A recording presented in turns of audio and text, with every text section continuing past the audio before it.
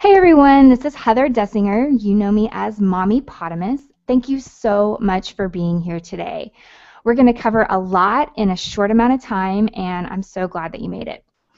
Today we're talking about sleep. Now, I've heard it said that the perfect amount of sleep is 5 more minutes than whatever you're getting. And I don't know about you, but for most of my life, that has been so true. I love sleep, and I've been, especially since I became a mom, I've been looking for ways to get more and better sleep almost all the time. So before Thomas Edison introduced the first commercially viable light bulb, people slept an average of 10 hours a night. Today, the average American sleeps about 6.8 hours. So what happens when we just eliminate hours of sleep from our regular sleep schedule? Well, we don't really know the answer to that question, but we have looked at it, sleep deprivation, on a more short-term basis, and the results are really eye-opening. A University of Pennsylvania study divided sleepers into 3 groups. The lucky group that got 8 hours of sleep, there was another group that got 6, and there was another group that got 4. Now, you're probably not surprised that the 4-hour group did not do well on their cognitive assessment. But the really surprising group was the 6-hour group. And here's why. So the 6-hour group reported that they felt tired, but that they felt like they had adapted to losing 2 hours of sleep over the course of 2 weeks, because that's how long the study was. But the independent data showed a completely different story.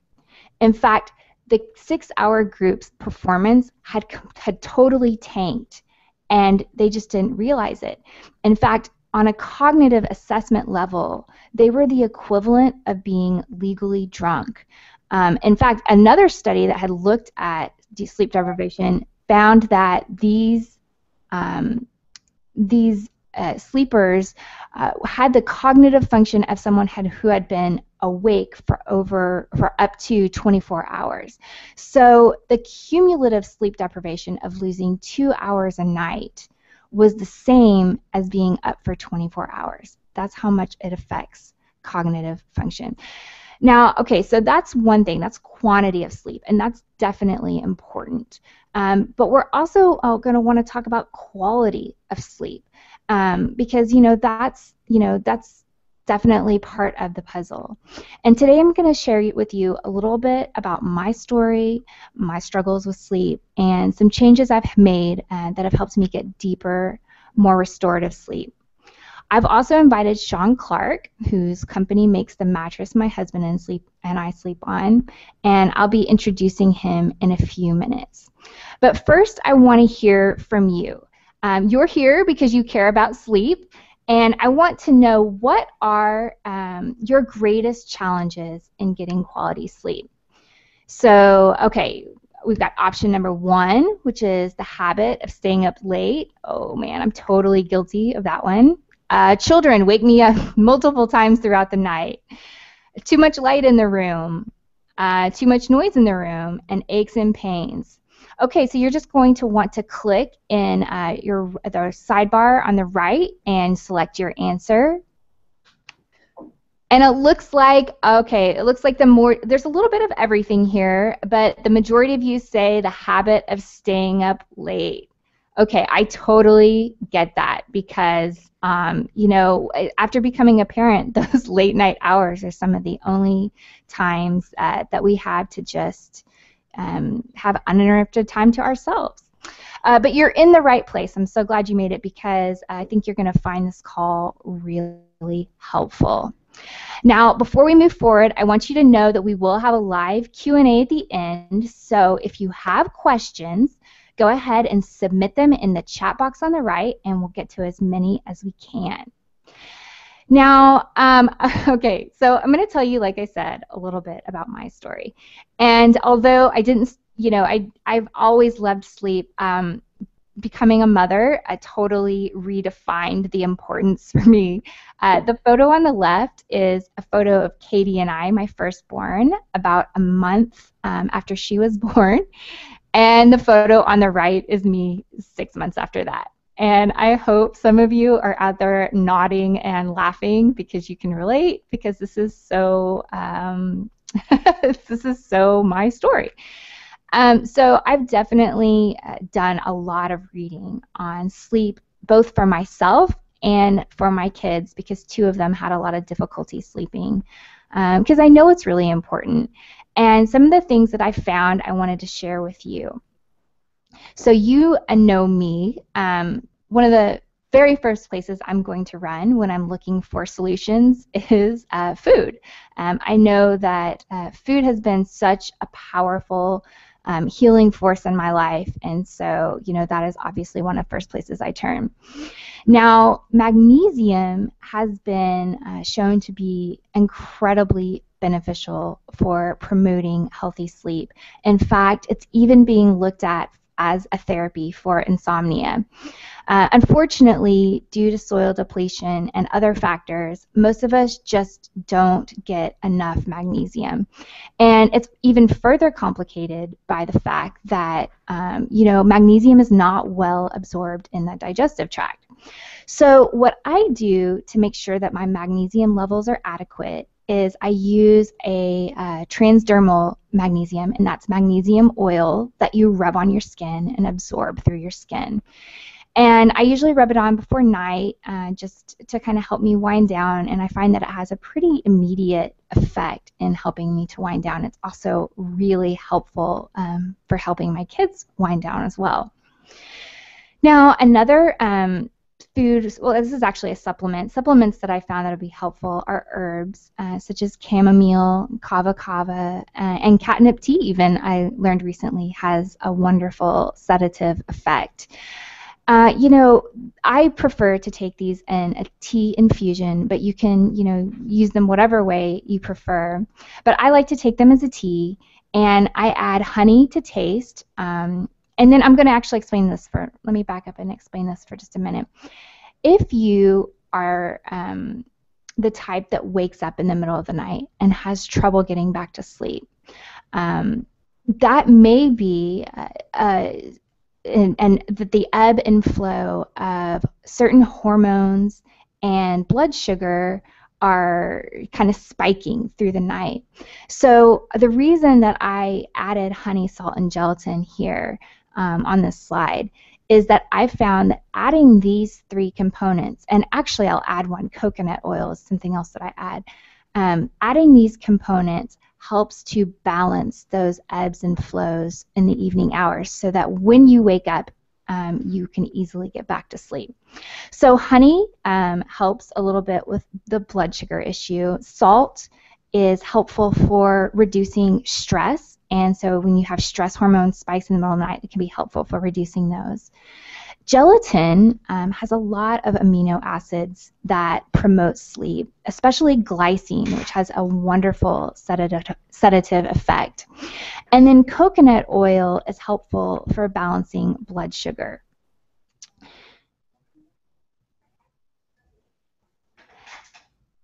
Okay, so now I'm going to move on to the next one. And I hope you love to hate this one as much as I do, because I love my late nights. But this one is all about respecting the 10 to 2 window.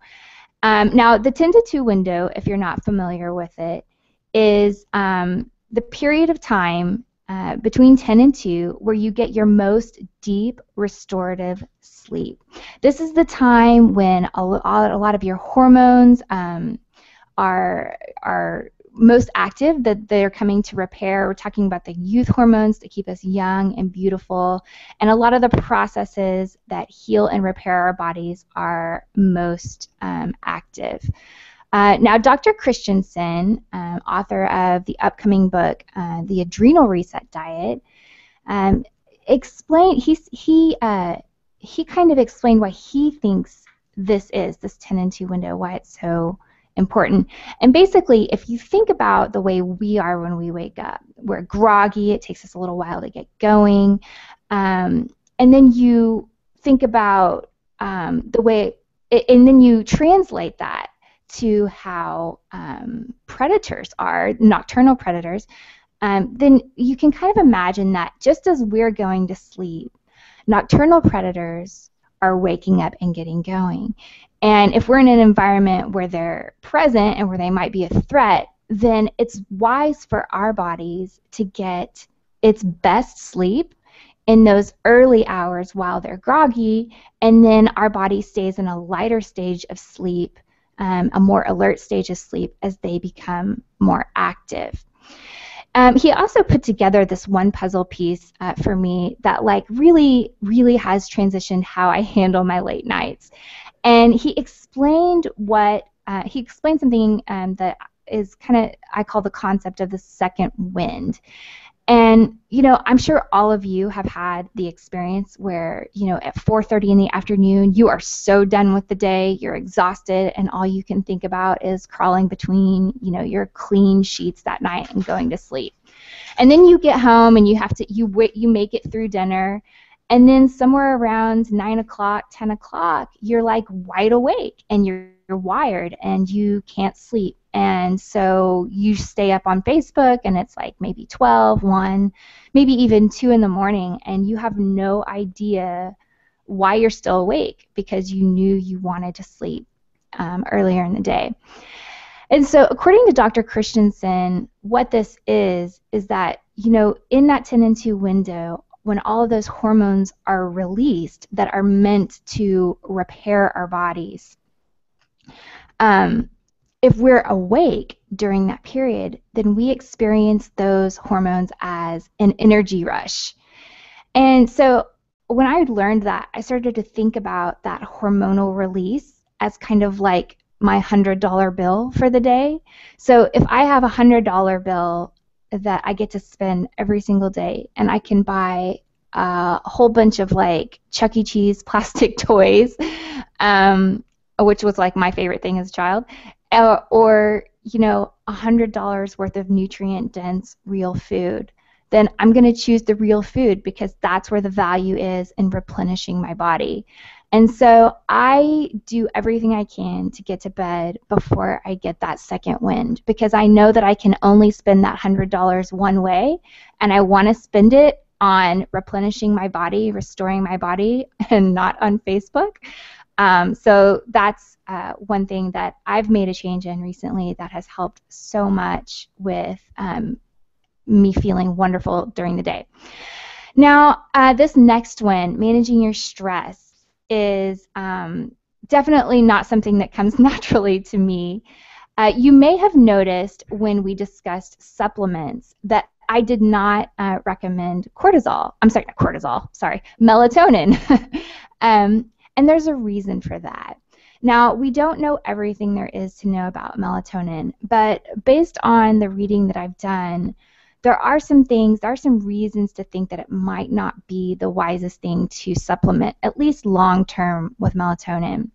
The first is that, melatonin and cortisol, they're the yin and the yang of each other. So melatonin is high in the evening, and then it tapers off, and then cortisol picks up in the morning. And these are two hormones that ebb and flow. And the thing about melatonin is that it's not a sleep hormone that makes us go to sleep, but it's kind of like a clock that tells us, our body and our circadian rhythm, what time it is. And when we disrupt this ebb and flow of cortisol and melatonin throughout the day, then our body gets really turned around at night. So let's just talk about stress for a minute and how this kind of plays into this cycle. When cortisol is high, because we're having a lot of stress during the day, it can stay high longer than it's meant to, and it suppresses the manufacture of melatonin in the evening. So if in the evening it's 9 or 10 o'clock and your melatonin is still suppressed, then your body thinks it's maybe 1 or 2 in the afternoon, and it doesn't set in motion the processes needed to prepare for sleep. So it's really important just to balance out this cortisol and melatonin cycle. And that can be a huge challenge with today's stressful lifestyle. So what I found helpful, even though being still and meditating are just not my natural defaults, is that I take 1 or 2 times a day to go sit for about 10 minutes and I listen to a relaxation podcast and I do some belly breathing. And I found that that pulls my cortisol levels into normal range so that they taper off well in the evening and my melatonin can pick up. So the next thing, okay, at some point I will write you, I promise, a scientifically backed post about why this is. But I just want to tell you about my husband and my experience with my husband and Wi-Fi at night. So a few years ago, we decided to experiment with getting better sleep. It was when our oldest daughter was not sleeping well. And so we started looking for ways to reduce our EMF exposure, electromagnetic frequencies. And so we started turning off our Wi-Fi, and it made a huge difference in improving the quality of our sleep. In fact, because I was a night owl and we had a rule, that whoever was last to go to bed had to turn off the Wi-Fi. That was always me. And there were more than just a few mornings when my husband would wake up and be so grumpy, and he would be sitting at the table and he would be like, I didn't sleep at all, and it was terrible. And he would kind of shoot me this look and he would say, did you turn off the Wi-Fi? And I would be caught red-handed because we would go in there and it would still be on. But it has actually made such a difference for us that we got rid of our Wi-Fi completely, and it has been a really good thing in terms of improving sleep. Other ways that you can reduce your EMF exposure at night would be to not sleep with your phone. I know a lot of us use it as an alarm clock, and and sometimes you need to do that. If you do need to do that, go ahead and put it in airplane mode so that it's not emitting signals. All right, so now we're going to talk about another tip, and that is getting sunlight early in the morning. And this goes back to setting our circadian rhythm so that our rhythm is aligned for being alert during the day and winding down for sleep right before that 10 and 2 window. When you wake up in the morning and you expose your skin to sunlight, it stimulates the production of cortisol and it helps your body. And a lot of people think of cortisol as a bad thing. It's really kind of a neutral hormone. It just needs to be in balance with all the other things in our body. So cortisol is there early in the morning to help us get up and get going, and then it needs to ebb off later. So getting sunlight early in the day is a wonderful way to set your internal clock. But getting sunlight in the evening is a terrible way to set your internal clock. And unfortunately, that's what we do when we look at our screens and our devices at night. So screens and devices emit a blue light that our body interprets very similarly to sunlight, and it can inhibit the production of melatonin. So we want to avoid blue light in the evening. But you guys know me. I have not given up Facebook at night because you see me there. And so there's a way to kind of get around this. What I have done is I've installed Flux. It's a free app. It's f.lux. It's a free app that will filter out the blue light. It actually changes the hue of your screen right around sundown. So it mimics that change in light that you experience in nature. And then for watching movies and those kinds of things where I can't install an app on my TV, I use Gunnar glasses, which are yellow tinted glasses which help to filter out the light. Now there's one place that you're probably getting blue light that is really that maybe most of us wouldn't think about, but can have a pretty profound effect. And that is, if you've ever laid in bed and stared at your alarm clock waiting to fall asleep, you know how frustrating that can be.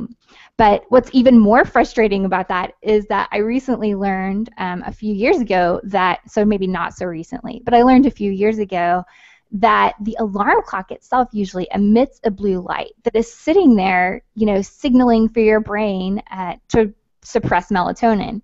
So you can actually buy alarm clocks that have red light, which doesn't have the same problems, or you can be really low tech like me and throw a cloth diaper over your alarm clock so that it just blocks the light altogether.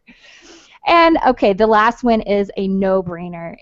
You know, we all know to avoid caffeine late in the day. I don't drink caffeine every day, but I do have a curfew on the days that I do so that I can just make sure to get good sleep in the evening.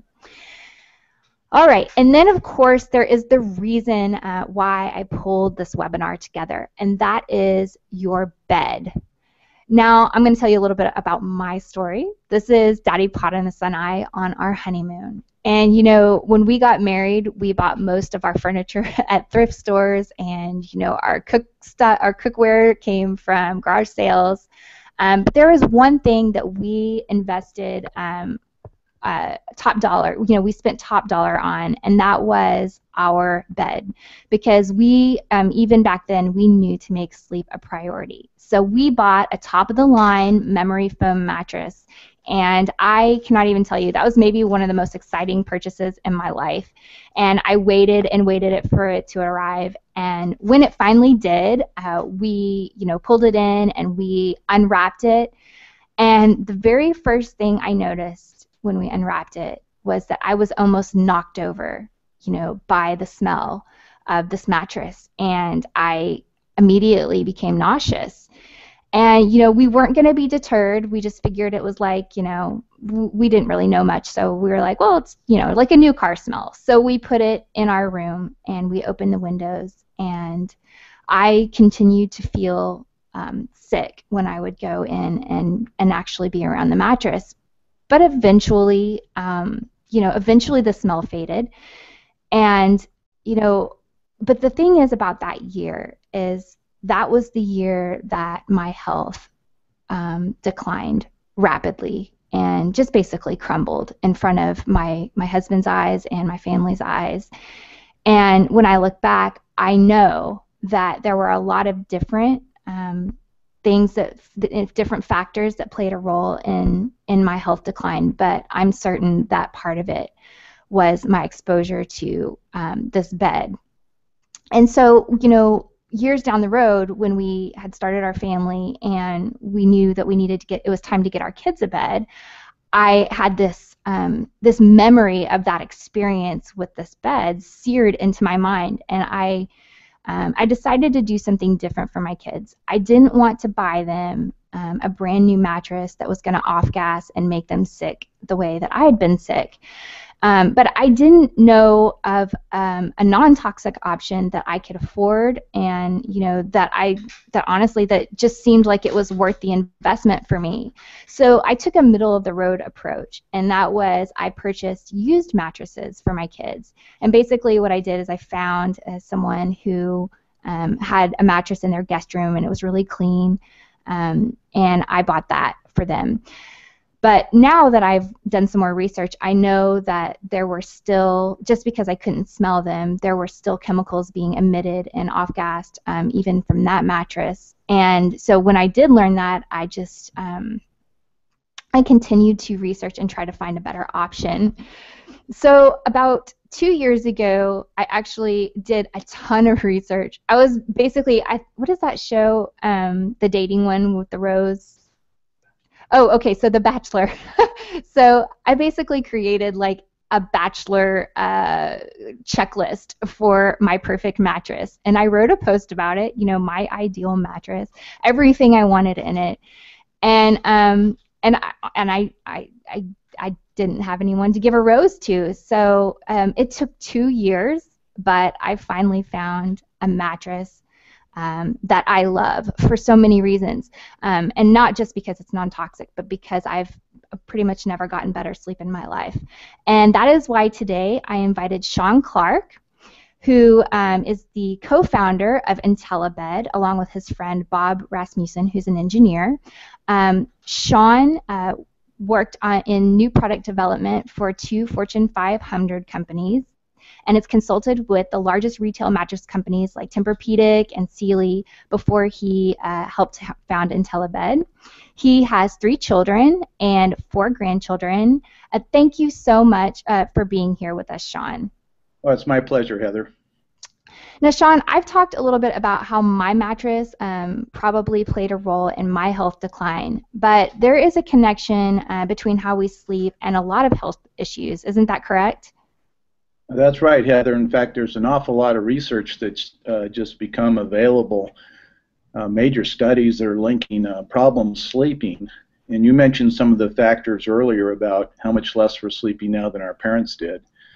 But they're linking sleep problems with many diseases like stroke, weight control, obesity, diabetes, some of the autoimmune diseases, and then also a lot of the childhood diseases like ADD, ADHD, some SIDS, autism, things that are affecting our population, and we're just not quite sure why it's happening all of a sudden.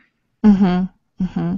So can you talk to, I did recently, I read a study about children, and I was really surprised to learn that children respond to sleep deprivation differently than adults. Like, so adults, you know, we have the cognitive deficits that cause us to be walking around with being the equivalent of legally drunk.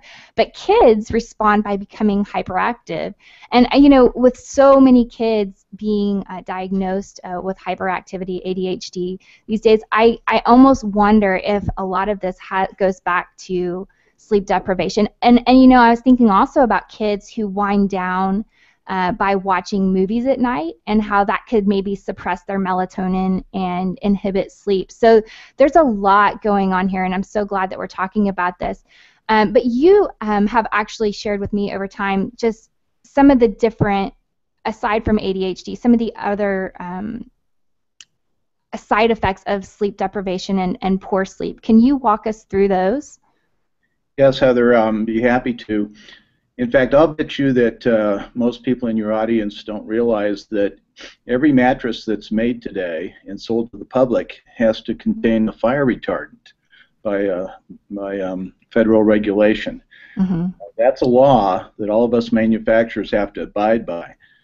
That's even a crib mattress or a child's mattress will have fire retardants in them. And so the way that many manufacturers are handling this, especially if it's a lower cost mattress, is they're using chemical sprays that contain some known toxic materials like formaldehyde and boric acid.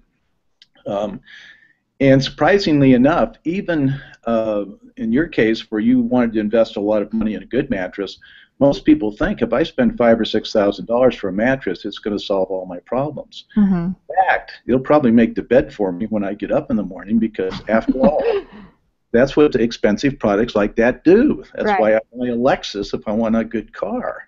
Mm-hmm. Well, that's not true in the world of mattresses. Unfortunately, many of the materials used today are really problematic in causing the problems. So we have about 70 million people who report in the morning that they have sleep-related pain, which means that they go to bed. They have more pain in the morning when they wake up than they did at night when they went to bed.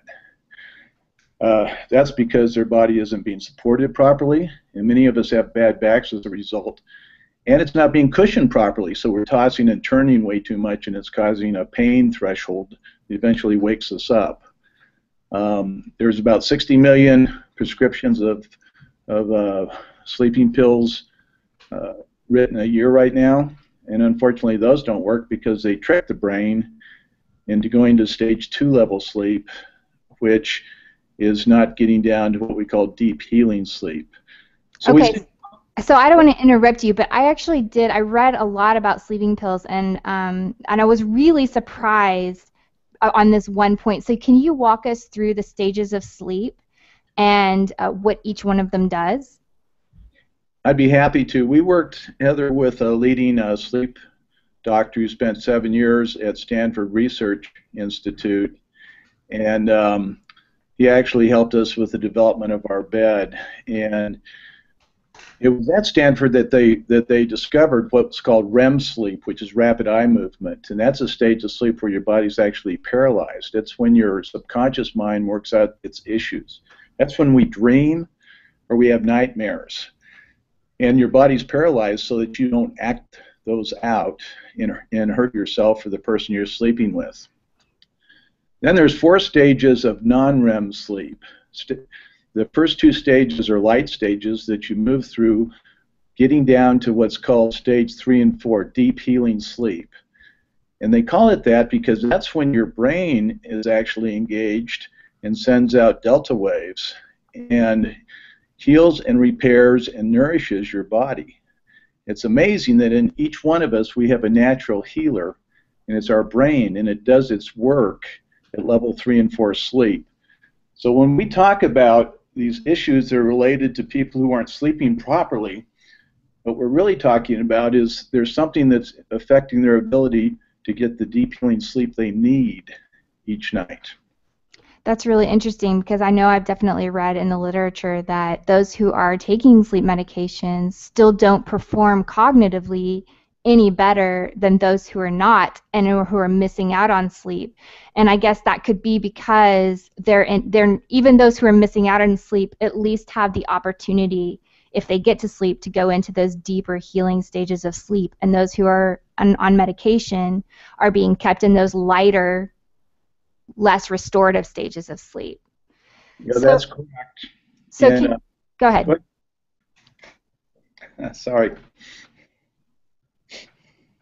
Oh, sorry. Well, I just wanted to ask you if you could walk us through what this cycle looks like, every night. Like, what should it look like? What does it look like for most people?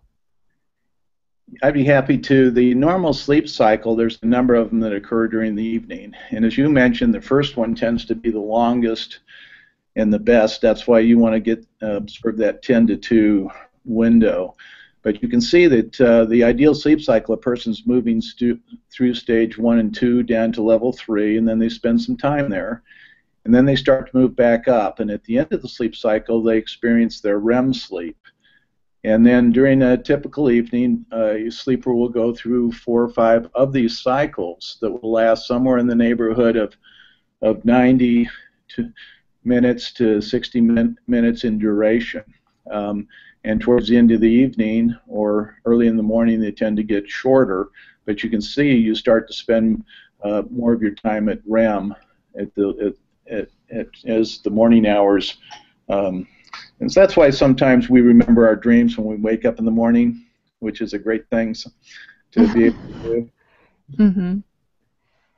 Okay, so one thing that I noticed, or at least that I read, is that when we toss and turn at night, this disrupts our sleep cycle and that it actually pulls us out of those deeper stages of sleep. Is that what you found in the literature? That's exactly right, Heather. And most people don't realize the importance of the right sleep surface and what it does to the quality of your sleep. It's one of the kind of black holes in our learning right now and our understanding. It isn't even taught in medical school. Sleep isn't taught to the doctors today. But what we found in working with the leading doctors is that the biomechanics, how your body is supported during sleep, has a profound effect on the quality of your sleep. And that's why this next chart will show you what these doctors are telling us. And as you said, you were looking for the ideal mattress to give your rose to, which is great. But these doctors, they helped us define the ideal mattress. And the first thing that the biomechanics, your body supporting your body during sleep, you'll notice this lady when she's laying down that 44% of her weight is in her hip area.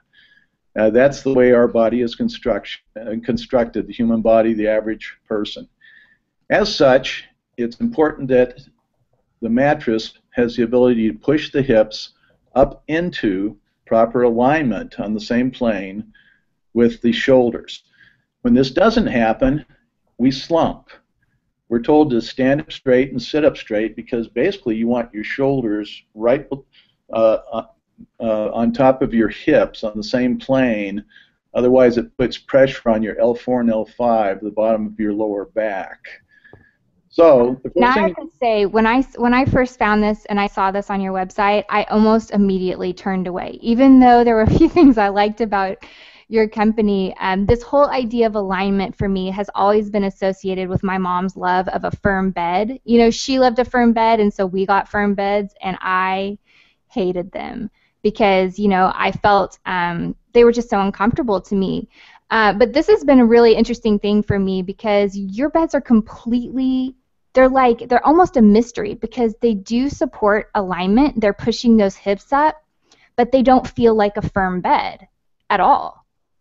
no, and you're right, Heather. In the past, you've had to choose between a firm bed for support or a soft bed for cushioning. Right. Essentially, that was the choice that people needed to make. But what we found was the perfect bed, the ideal bed, is firm where you need it under your lower back, and then it's soft where you need it under your hips and shoulders. Now, that's an oxymoron in today's world because people have never slept on that type of bed before until in our bed. So what we had to do is we had to go in, and for the second pillar of sleep, it's pressure relief. And it's pressure that makes us move during sleep. People say, doctors say that it's the average person will toss and turn 80 to 120 times.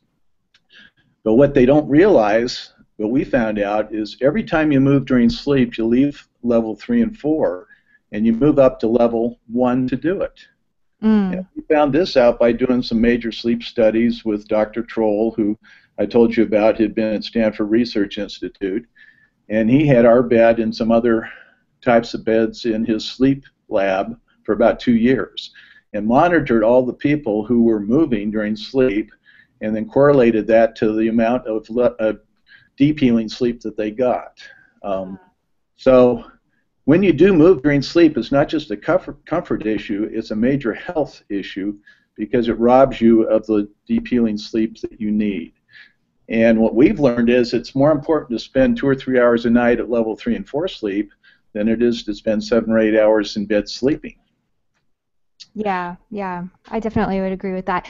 You know, it's really interesting because, well, and I think we'll actually get into this later. I've definitely noticed that when I go to sleep on my mattress, I wake up sometimes in the same position I went to sleep, and that's the first time I can say that on a mattress since I can remember.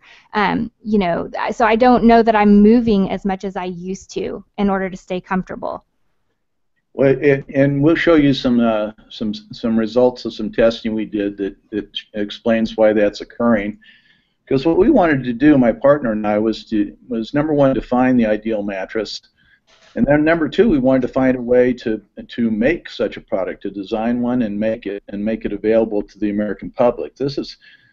Our original intention was to build a product for people who couldn't sleep in a regular bed. And we thought that was a limited market, and there was some people who were that way. But what we found out over time is that over 40% of the people in our society right now are having major sleep issues, and if you get past 40 years of age, it's 3 out of 4 people are having trouble sleeping. So it's become a huge issue. And the next thing doctors told us that we needed to look at for the ideal sleep surface is one that was safe. They said, you know, a child spends 18 hours a day sleeping, and a baby, a child 12 hours until teenage years. And then the average adult's going to spend somewhere around 7 or 8. And so essentially what you're doing is you're sticking your respiratory system through your nose right into the material of the mattress, and your brainstem is laying right on the material, right, very close to whatever material is used in the sleep surface. So it's very important that you use materials that are safe. And you mentioned your situation with the memory foam bed that you bought, and that you could smell it, that off-gassing. And so we had to try to find a product when we built our mattress that would eliminate off-gassing and also contain a fire retardant that would meet federal regulations but was safe as well. This was a major task that we were confronted with. And then finally, working with material manufacturers, we said we need to build a mattress that's going to last and work properly through the entire warranty period. We found that mattresses like that expensive one that you bought had a 20-year warranty on it, but the materials that were being used to make it would only last 5 or 6 years before they wore out. And in fact, on that mattress, that's a Tempur-Pedic, and they just changed their warranty from 20 to 10 years in observance of that factor. But so well, you know what? Actually, that's really interesting because we had our mattress for about 10 years. And I went through 3 pregnancies on that mattress, and during the last pregnancy, I actually ended up with bruising on both of my hips because I was laying on it, but I was getting there was so much pressure on my hips, and I was so tired I didn't move. But those last few weeks of pregnancy, I ended up with a bruise on both sides. I actually had no idea what had happened to me for a while until I realized it was just from sleeping. But it did have a longer warranty, but it was definitely, like, I can tell if I look back, looking back, I can think about it, and I know that each pregnancy it was less comfortable to sleep on, and by the end I was getting bruises, and it wasn't, the warranty was not up. So that's interesting that you would say that. If I can just back up too and point out, one of the things I loved about you guys in terms of the non-toxic materials was that, you know, most companies, when I interviewed them about what fire retardants they used to meet federal guidelines, they used boric acid, and you guys used something else, silica, which I feel like is a safer option because silica is basically, you know, inert like glass. And so can you tell me what your process was, like why you decided to go that path instead of, you know, why do most companies choose the boric acid, and why did you guys choose the silica? Well, Heather, most people when they buy a mattress want to spend as little money as possible. They really don't value the role the mattress plays in their health and in the quality of their sleep. And so most companies use materials that are the least costly so that they can sell a mattress for less money and therefore sell more mattresses to people. And when we looked at our product, we went just the opposite direction. We said we have to use materials that are safe, will last, and will perform properly. And when it came to fire retardant, we looked at our option, which is a silica.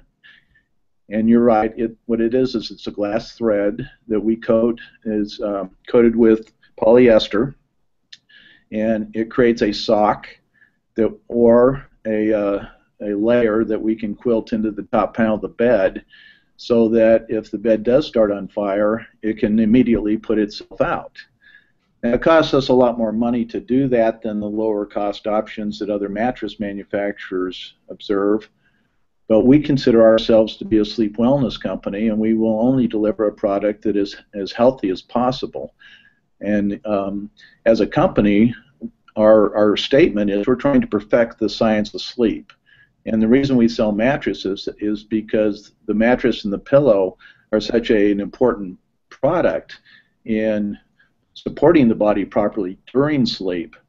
But we also educate doctors and all types of professionals on sleep issues way beyond the mattress to help them treat people and get better sleep. Thank you for walking us through that. Okay, before we move forward, I want to hear from you guys because we're going to start talking about different types of mattresses. I want to hear from you guys what you're sleeping on right now. So we've got an inner spring pillow top, memory foam, air mattress, gel mattress, and futon. If you will just go to the right-hand side of your sidebar and tell us what you're sleeping on, we will get started.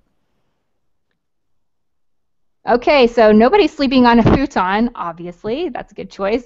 But it looks like inner spring pillow top is the most common sleep surface. So can you walk us through what an inner spring and pillow top mattress is?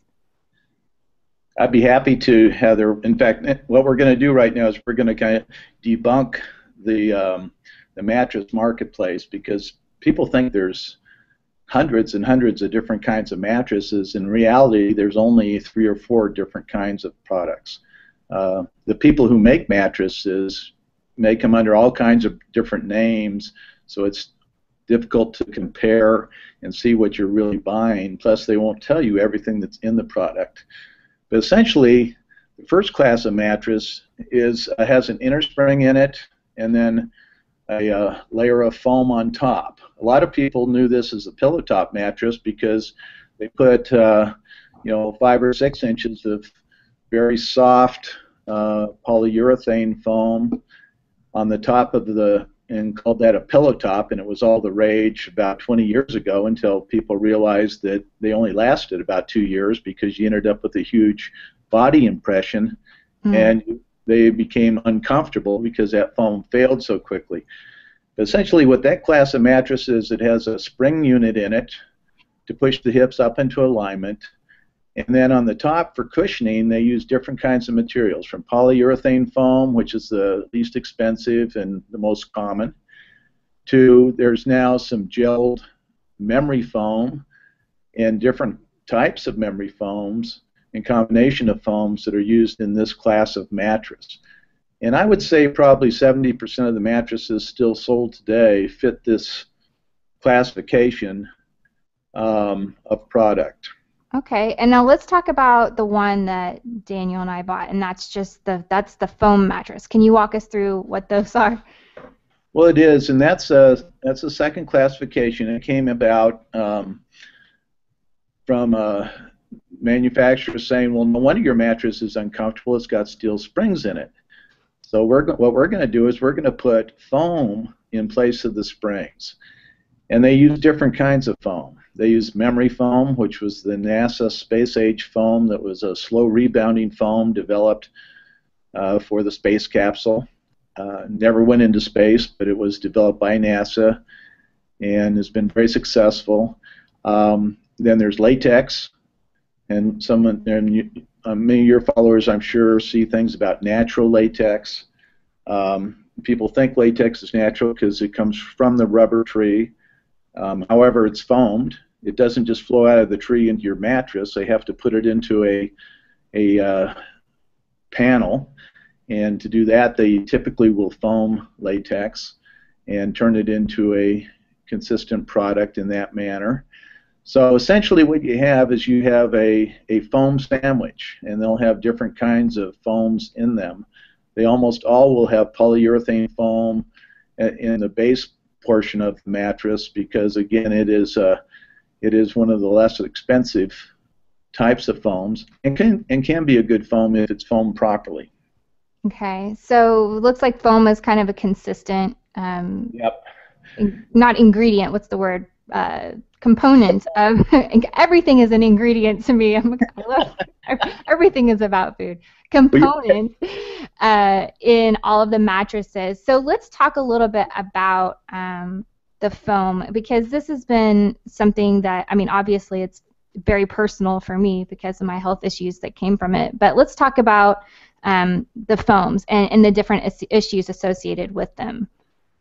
Well, as we evaluated the kinds of mattresses that were available and the materials available to make them, I want to take you back in time. If in the old days, our parents slept on mattresses that were made of steel springs and cotton, and those were very good products. They didn't off-gas.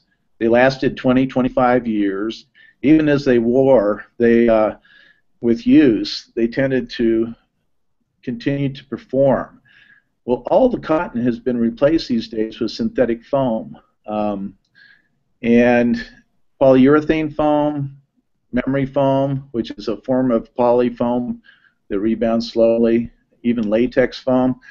Now, the issues with foam is like the tires on our car. As you use the foam or use your bed, it starts to wear out. It loses its ability to rebound.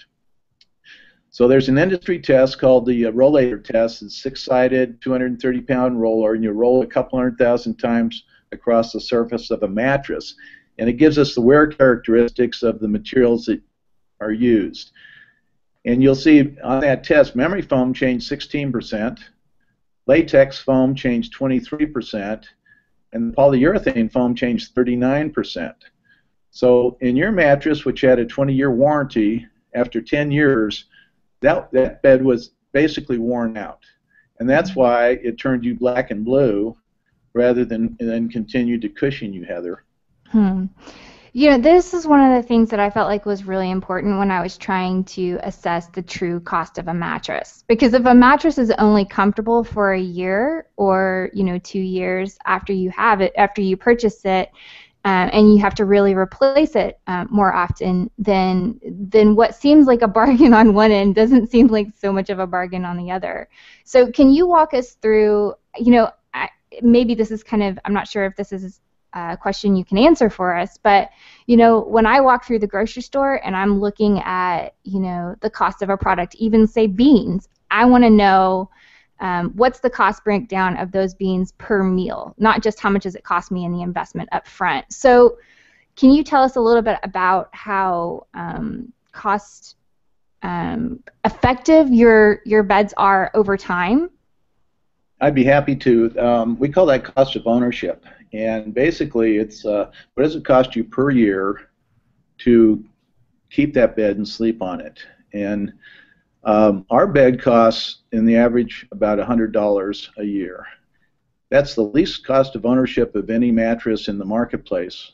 Doesn't matter if you buy a $400 or $500 bed, the materials used in that bed, you'll be lucky if you can sleep on it for 2 years. If you buy, like the bed that you bought, those beds will cost $5,000 or $6,000 for a Tempur-Pedic, or even a Sleep Number bed, or a latex bed. Those beds will last 5 to 7 years. Our products, and I'm going to explain some of the things we did to get these. We use materials that no other mattress manufacturer can, but our beds actually last 30 years with a 30-year warranty. So if you spend $3,000, which is our most expensive queen size bed, that's $100 a year. So the mattresses are a rare category where actually the more you spend does not mean that you're getting a better product. And in fact, our product costs the least to own, but also delivers the best quality of sleep because we designed it to do that. I want to talk about one of the other problems with foam. It's that off-gassing issue. And all these types of foams off-gas things. And what they off-gas is a function of what they're made from. Now, we use some latex in a couple of our beds, but way down in the body of the bed, just for a little cushioning, because latex does soften with use. So if you use it for cushioning, it will become softer and continue to cushion well. But we've already kind of talked a lot about the issue with the synthetic foams. The other thing to watch out for today is that because fire retardancy is an problem with mattresses, many of the foams, when they make foaming material, they now put fire retardants in the foam itself. So even when we use a little bit of foam in some of our beds, we have to make sure we go to a factory that is organically controlled, that isn't putting any of these toxic materials into the foaming process, and that everything is very pure and certified as such and inspected as such. So now I want to just say, if you don't mind me interrupting, I want to just kind of mention some stuff about this off-gassing stuff, because I'll have to admit, when I first read about it, I was a little bit of an off-gassing skeptic, and this is before my bed experience. Well, actually, no, even some of it was after my bed experience. It took me a while to connect the dots. But one thing that really solidified it for me was this historical event that I read about that happened back in the 1880s.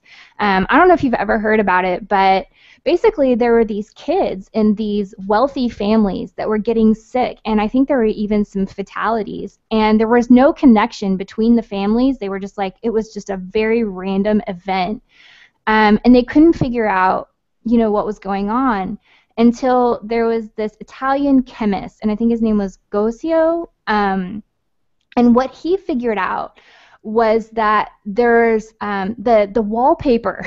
It was the wallpaper. There was arsenic in the wallpaper, and the arsenic was mixing with like mold and moisture in the wall, and it was off-gassing these fumes that were making people sick. And so they got rid of the wallpaper, and I think everybody got better.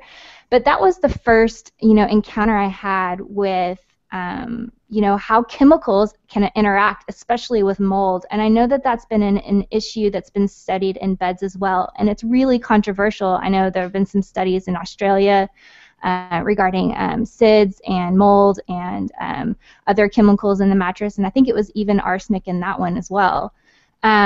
But, if you guys are skeptical about the whole off-gassing issue, I encourage you to do some reading on that, because I was really surprised how much information is available that substantiates the concerns associated with off-gassing. So let's go on and talk about some of the materials that are being used just across the board. Can you walk us through what they are and what they do? I can, Heather. And, as a company, we're not doomsayers and trying to say that mattresses are killing people, but we do look at these studies like you mentioned, and so our approach is, why take a chance? Let's try and find safe materials that we know are just going to prevent the issue. And so one of the things we did, like you said, for material-wise, is we eliminated the off-gassing by using an inherently natural silica fire retardant, and making sure that any foam we do use in our product is buried deep down in the mattress, not close to where the sleeper sleeps, number one, and number two is certified pure, so that it doesn't contain any of these formaldehydes, boric acids, or any of that kind of stuff that is in, unfortunately, other mattress materials.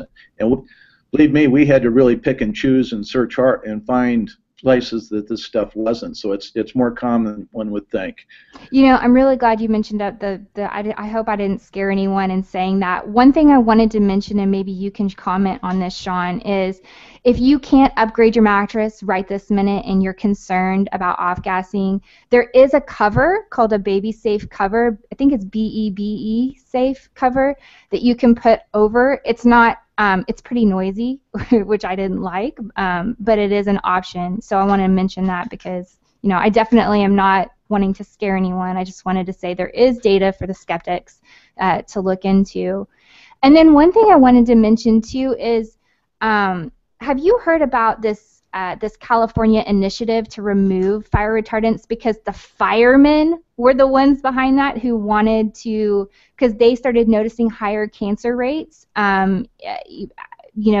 in their career, because they started noticing that the fire, or they made a connection between the fire retardants in the homes that they were trying to save and increasing cancer rates.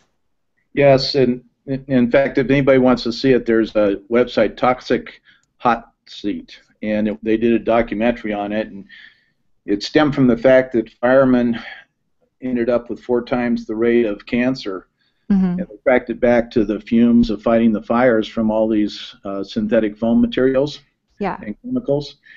And then, so they've linked it, and it's interesting because this whole thing with fire retardants started out in California about 15 years ago, and then it was forced into a federal regulation in babies' clothing and in mattresses.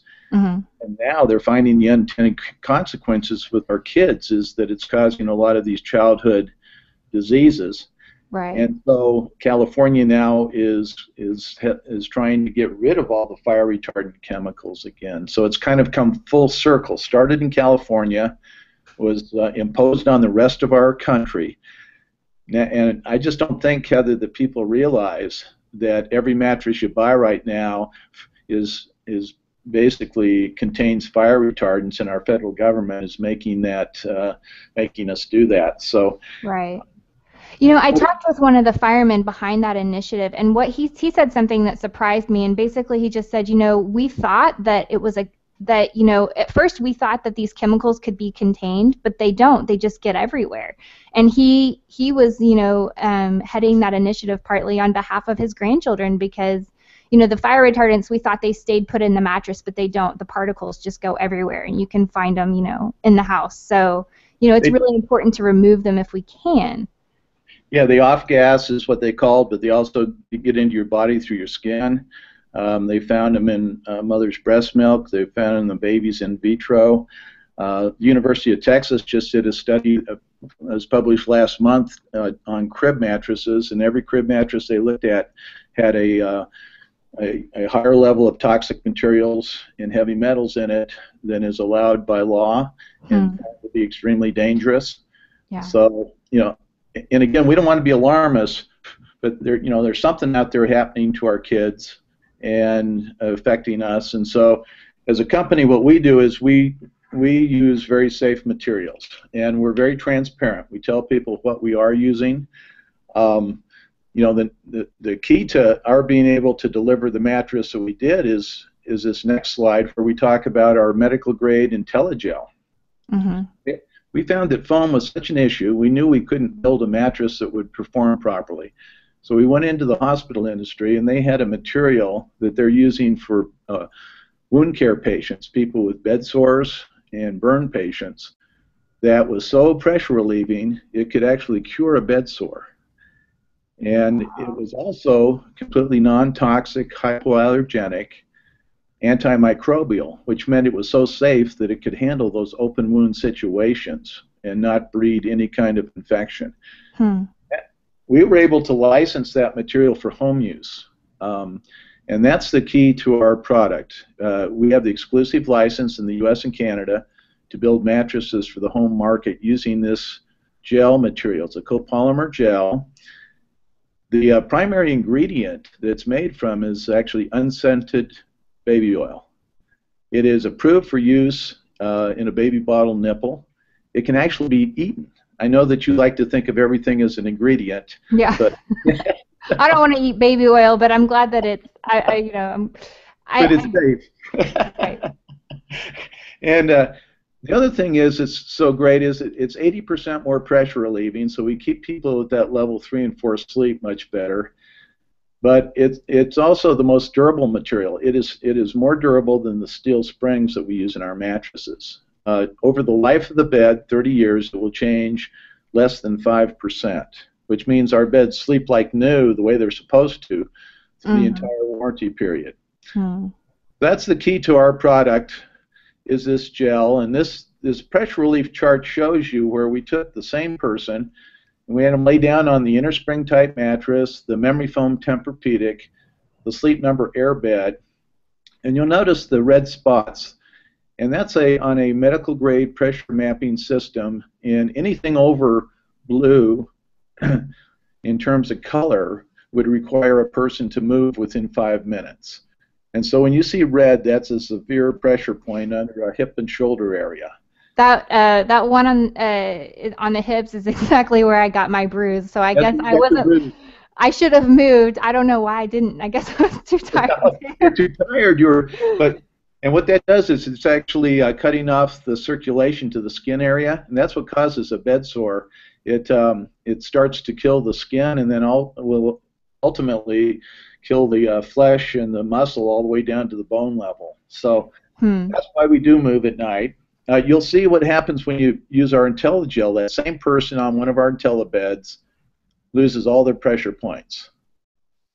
Did that person, is that taken the same day? Because they look bigger than they do in the other ones. Wait, it's the same day, and the reason it looks bigger is because our gel actually supports more of your body too. It transfers your weight, and you'll see that that person's weight is being supported over a broader surface. So, that makes sense. That's that's what I was thinking. Because that's been my experience. Yep, and that's exactly why. Then the last thing, we want to talk about too, the support characteristic. And this shows on this chart where the different kinds of technologies support your spinal column. And our Intellibed is at the top. We use a spring set in our bed. That's the reason that it's firm where you need it firm. You get excellent support for your back, but also you feel so soft and cushiony that most people have the experience you did, Heather, where they wake up and they feel like they didn't move all night, which is great. Then they also stayed at level 3 and 4. The other thing we get from our sleepers is that they say they wake up they sleep less, they spend less time sleeping, and they feel more refreshed and ready to face the day, a lot more energy. And the big complaint we get is that people, when they travel, they hate to sleep on anybody else's bed anymore. Oh, Once you get, that's true. We had only had ours for a month, and we took a trip to the ocean, and my husband said, "Why can't we throw the mattress on the top of the car and take it with us?" isn't that funny? Yeah. It's our And biggest complaint. They just can't sleep well if they don't have an Intellibed. I've also noticed that we have a family chiropractor that we go see, but I've noticed that I've needed to go to the chiropractor less often since we switched over. So that's been really good for us as well. Yes, we work with a lot of chiropractors nationally because we do support their alignment efforts so well. So then the last chart, I wanted to talk about the material, and I talked about the testing, and you see that the gel changed 4.5% on the test. The steel springs changed 5%. Another kind of spring that we use is a pocketed coil spring. That changed 5%. Then you start to look at the synthetic foams, and they all change from 13 to 39%. So they're just like the tires on your car. You know, the more you use them, the less life they have, and also they don't perform as well. Okay, so if you haven't sent in your questions, I think we're winding down here. So if you have time, you still have time to get one in. So just fill out the chat box to the right of the presentation. I'll get to as many as I can before we go. So, but I do want to talk really quick here about some of your different models, because I know that I was really surprised, actually, when we started looking into it. We want to replace all of our kids' beds, or both of our kids' beds, the baby sleeps with us, to your twin mattress, and they were very affordable. So can you just walk us through a little bit about some of your different options that you have? We design our lines to meet the needs of different kinds of sleepers. So we don't really have a good, better, best like other mattress companies would have. But we have a full line of product. First, we have a crib mattress, and that retails at $400. That's completely non-toxic, and babies at 3 months start sleeping 6-7 hours on this bed because it's so comfortable. Then we have a kids model that's around $700 that will last over 20 years. So this is a bed that you can buy for your toddler, and then they can take to college with them. That is our plan. That is our plan, because we want them to have good sleep all the way through, and we figured, why not? I mean, it'll work. And that bed is completely foam free, you'll be happy to know, Heather. Because of the size of that bed, we can make that bed without putting any kind of foam in it at all. So that's a fabulous product. Then we have, for people who have a decent mattress now, but it's too firm, or they bought one of the air beds, we have a topper, which is basically, it's a half mattress that's about 3.5 inches tall, and it's just a layer of our gel. And it's covered in organic cotton, and you can put it right on top of your current mattress. And that will work very well if your current mattress is still in good condition. Okay, good. And that's a full complement of our cushioning gel. It's not like a thin little piece. In fact, in a king size, that weighs 75 pounds. So this is a very substantial product. Great. Okay, and that product in a queen size is like $600. So get very affordable, and that gel will last. Then we move up into, we make a mattress for people who don't have sleep problems and don't want them.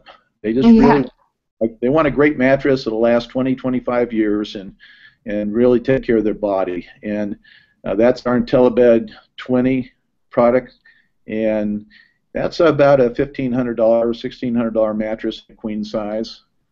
Okay.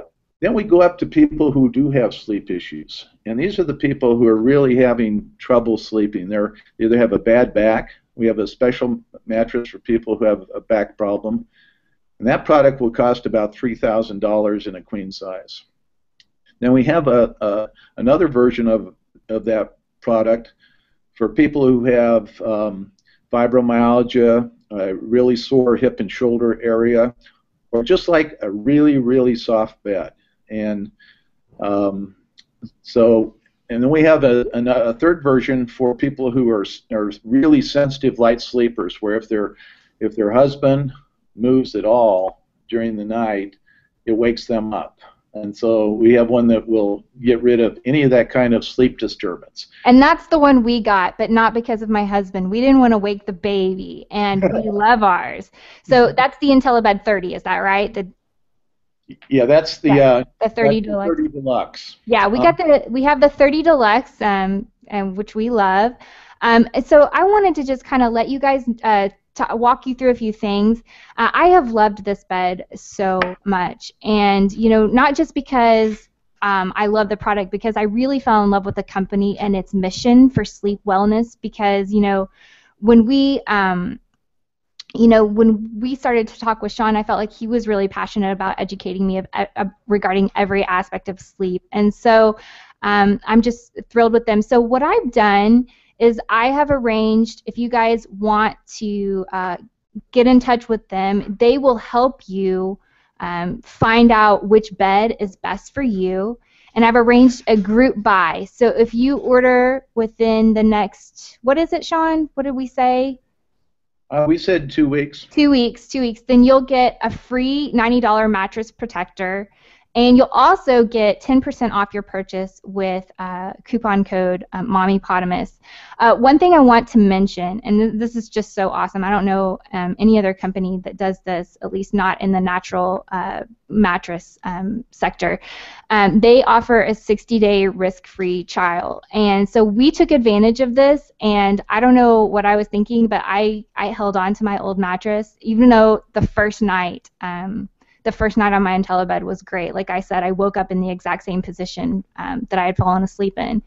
But I held on to my mattress for all 60 days just in case my Intellibed turned into a pumpkin at the last minute and I decided I hated it, which I totally didn't. But if you don't love it, or if you don't absolutely love it, then they will actually pay to ship it back to you, which I think is amazing and really speaks to who they are as a company. So I want to get to a few questions if you have time for them, Sean.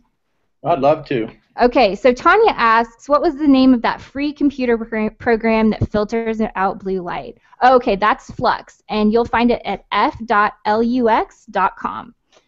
Arthur says, will there be a transcript or replay of this webinar available afterwards? I'm at work and may miss some of the details. Yes, I hope so. We've had a few technical issues with a previous one, but yes, I do believe we'll have one available. Elodie, would sleeping with cell phones, yes. Would sleeping with cell phones in the room be a concern like the Wi-Fi? Yes, it would. Danita says, would Intellibeds be appropriate for co-sleeping with newborns, or are they too soft? If you want to jump in, Sean, that's great. But I definitely feel comfortable. I feel like it's a very, like we said, it's kind of a mystery, but it's a firm surface that sleeps like a soft one, and I definitely feel comfortable sleeping with my baby on there. Yeah, and kids love Intellibeds. I mean, yes. Your older kids will be in bed with you all the time too, and dogs love them. And dogs. Well, we don't know about that, but I definitely know that, aside from the times when our baby is teething, I feel like he does sleep really well on the Intellibed, and we noticed immediately a change after we got it. Beth asks, we have always waited for a holiday like Labor Day to buy a pillow top mattress on sale. I'm not sure how to justify the cost of Intellibed. They sound amazing, but we've never dropped more than $800 on a mattress. Do you have any thoughts on that, Sean? If Beth figures out what they're spending on mattresses and how often they need to buy one for $800, realize that this is a lot better deal, and they can spend their Labor Day, instead of mattress shopping, doing something else that's a lot more fun, and they'll also sleep a lot better over time. But as I said, Heather, our beds are the least cost to own and sleep properly on. It costs about $100 a year. And so this is, once you buy one of our mattresses, you can forget about it until you want one at your second home or in your other bedroom. So Yeah, and I would actually say too, it's not just a convenience issue that I'm glad we don't see our chiropractor as often, but we really have been able to, we just haven't had as much of a need for chiropractic care, and so that $100 paid for itself almost immediately with us and our family of five. So my husband and I alone, it covered the cost. So. Uh, let's move on and see here. Okay, Rachel has a question. What is the difference between the regular twin and the child's twin? Well, there's two differences. In the twin size, there's a twin and then a twin XL. So an XL tends to be longer, a bed that an adult would sleep in. The second thing is that our child's bed is about a 10-inch tall bed, and our other one is about 12 inches, so it's more of an adult version. Okay, great. Now, I hope I say this right. If I didn't, just forgive me, please. Matija, I'm sorry. Mateja, what is your opinion of the 100% latex mattress? Well, to begin with, I've never seen a mattress that's really 100% latex. It would weigh probably 350 pounds. So mattress manufacturers don't tell you everything that's in the bed, just what they want to talk about. Secondly, latex, we use it as a cushioning layer in one of our beds where we want a really soft bed. But latex does not have the ability to push your hips up into proper alignment, so it's bad for your back. Number two, it changes 23% with use. It softens. And number three, it is microbial. It tends to harbor things that grow in your bed, dust mites, that kinds of stuff. So we find it to be a good cushioning material, but I would never have a 100% latex bed.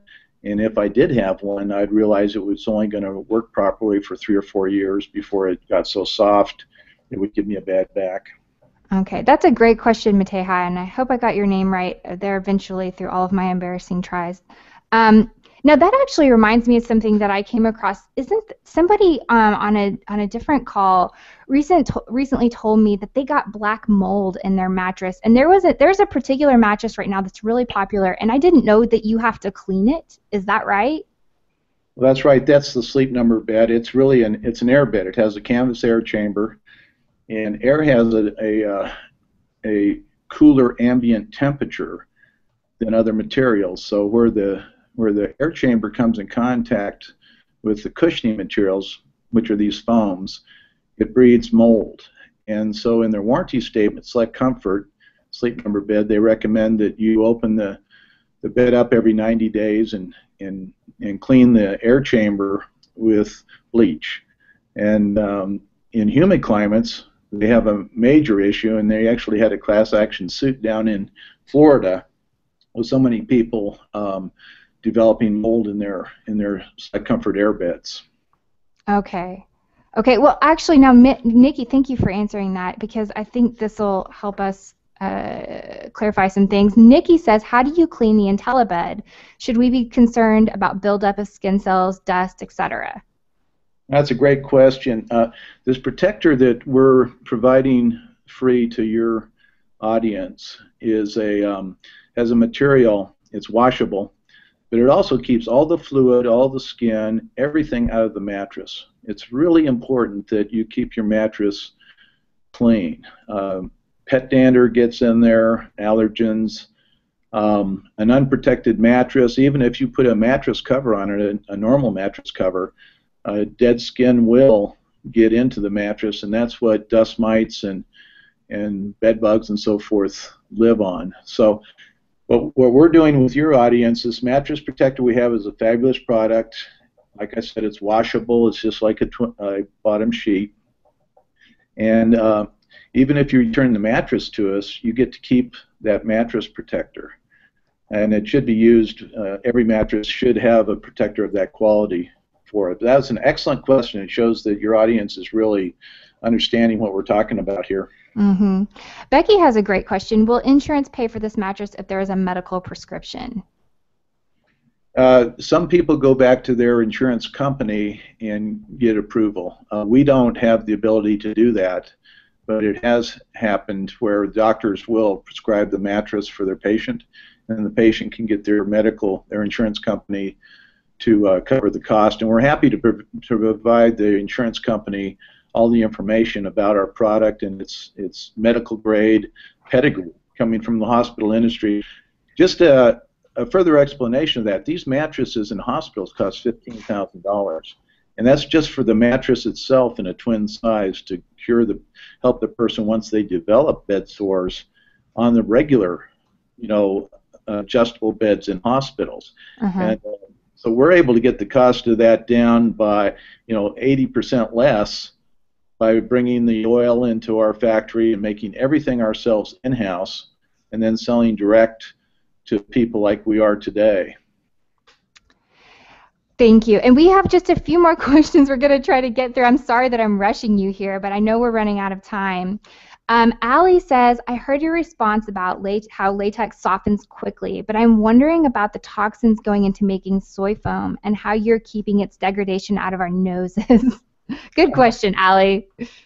That's a great question. And to begin with, the only place we use soy foam in our bed, we use it under the gel, so we're not in the major sleep surface, and we use it in our king and queen size bed to encase the inner spring unit, because people sit on the side of the bed. So when you sit down on the side of the bed to tie your shoes, you need something to sit on, otherwise you break down your bed, and that costs you a lot of money when that happens. What we do is we use a form of soy foam that's it's an organic facility. It's completely controlled the way it is foamed without any of the problem materials, and it's also inert. So it's been treated so that it is safe. Now, we also have some people, though, are still, it's a great unknown, this whole issue with foams, off-gassing, and so forth. And as a company, we do everything we can to make our product 99 and 99% pure. But we do have an option if you're anti-foam, polyfoam entirely, then we can substitute the soy foam in our beds, which is only about 5%, with latex foam. We have to charge more. It makes a heavier bed, and it's going to cost about $800 in a queen bed and about $1,000 in a king bed. But we can do it on special order if somebody is concerned and wants to go that route. Okay, thank you. Now, there's just one last question, and that's Amy, and she says, my husband and I have a large size differentiation. He's 6'5", whoa, and 275 pounds, and I am 5'5", and 125 pounds. Will your bed work for us? Well, it will, because our material, the gel, is in a waffle configuration, so it's smart. It knows where to relax and under a pressure point and where to support. So your husband the husband's going to be using about twice as much bed as the wife, but they'll both be totally comfortable and supported properly. We also have a Cal King size, and I'd say if he's 6'5", they ought to consider our Cal King bed, which tends to be longer than a standard king bed. Okay. Okay, well, thank you so much. I wanted to just mention a couple more things. If you would like more information on the group buy, please email Sean at Intellibed.com and ask for your second coupon code. And then also for all orders, you want to make sure to use coupon code MommyPotamus for 10% off. And you have 60 days, if you want to check one of these beds out, you have 60 days to try it out and decide whether or not you like it. And then if you don't, you can just ship it back and they'll pay for shipping. Thank you so much for taking the time to talk with us and educate us on sleep wellness today, Sean. We really appreciate it. That was my pleasure. Thank you.